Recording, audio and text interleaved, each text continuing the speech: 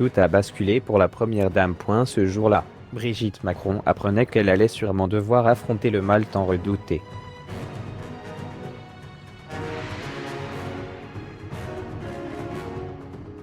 Brigitte Macron a été déclarée cas de contact à Covid-19 et a été immédiatement placée en isolement.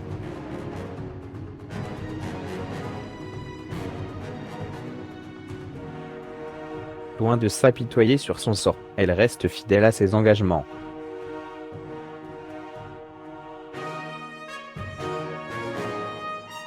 Bien que l'épouse du président de la République n'ait eu aucun problème, elle a dû être confinée pendant une semaine, selon les recommandations des autorités sanitaires.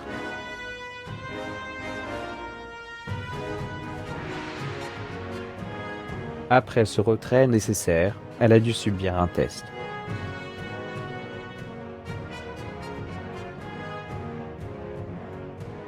Heureusement, le test était négatif. Un vrai réconfort pour Brigitte et tous ses proches, à commencer par son mari.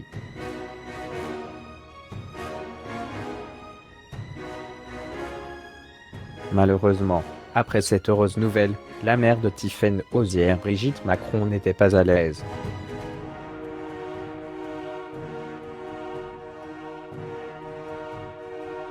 Entre la crise des Gilets jaunes et les différents attentats terroristes en France, le jeune président a eu du pain sur la planche, sans oublier ce virus, sans précédent dans l'histoire de l'humanité.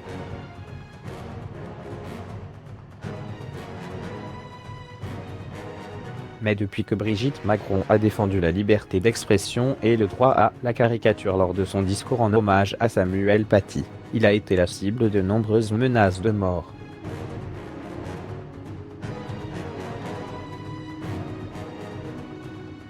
Le gouvernement recevrait des montages montrant le chef de l'État en train d'être brûlé ou décapité.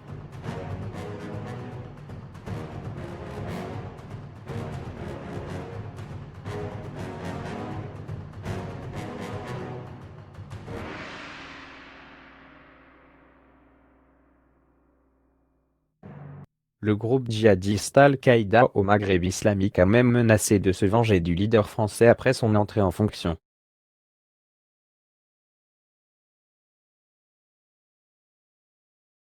Devant cette menace bien réelle, il est facile d'imaginer l'état d'anxiété dans lequel doit se trouver Brigitte Macron.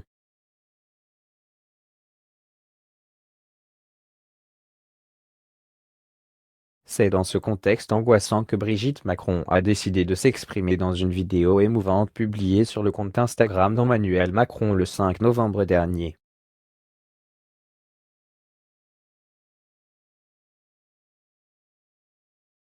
Rongée par la tristesse, commande Brigitte Macron devant la caméra, l'air sérieux.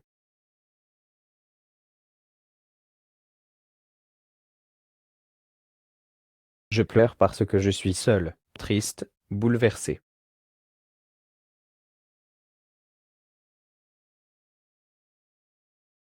C'est le quotidien de trop de jeunes, harcelés, a déclaré Brigitte.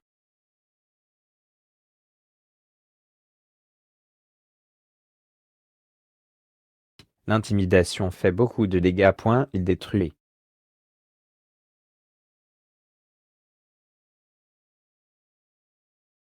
Visiblement très affectée, elle poursuit. Une certaine neurasthénie s'est emparée de moi, et je pleure tous les jours.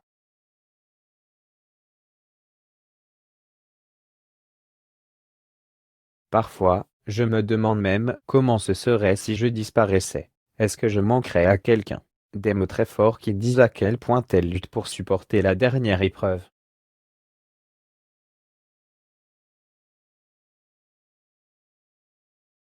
Et Brigitte Macron ne s'arrête pas là. Je ne me supporte plus. Je sens mon corps et mon esprit se serrer les uns contre les autres et tout ce que je veux, c'est partir, m'enfuir, dans un endroit où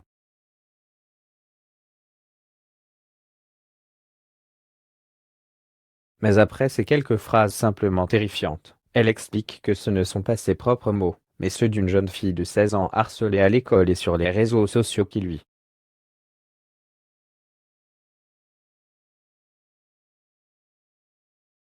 Émue par le sort de cette jeune fille qui demande de l'aide, Brigitte Macron a immédiatement réagi en rendant publique cette lettre choquante afin de mettre en garde contre ce phénomène qui ne cesse.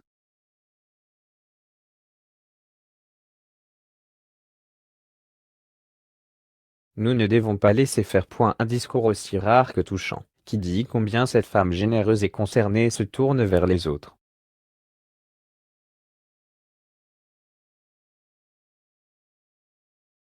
En 2018, elle a promis de faire tout son possible pour lutter contre le redoutable fléau de l'intimidation, qui toucherait un élève sur 10.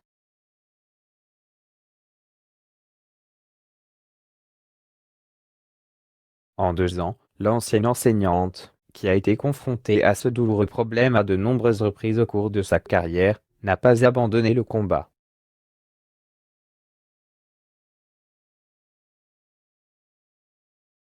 Lors de son discours, l'épouse d'Emmanuel Macron a rappelé que Brigitte Macron avait lu d'autres témoignages de jeunes victimes en juillet 2019, devant les ministres de l'Éducation des pays du G7.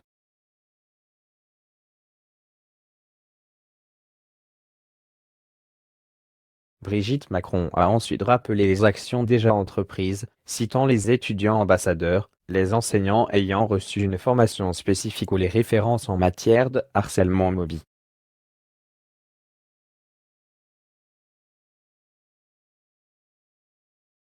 Vous pouvez compter sur ma détermination à poursuivre ce combat et sur l'engagement total du président de la République française, a-t-elle conclu.